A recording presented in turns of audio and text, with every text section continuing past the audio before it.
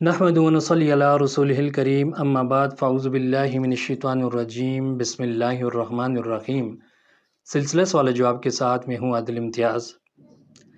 ایک بھائی پوچھتے ہیں کہ کیا 6 کلموں کا ثبوت کتب احادیث میں موجود ہے؟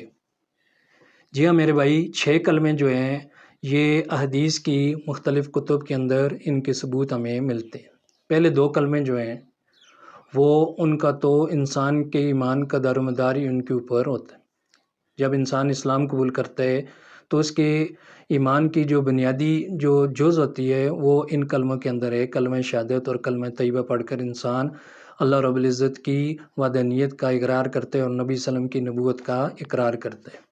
یہ تو پہلی 2 چیزیں تو اس کی ایمان کا جز سمجھا جاتا ہے۔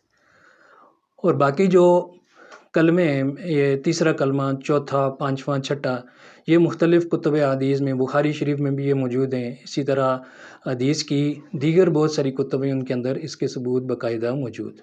وآخر دعوانا الحمد للہ رب العالمین۔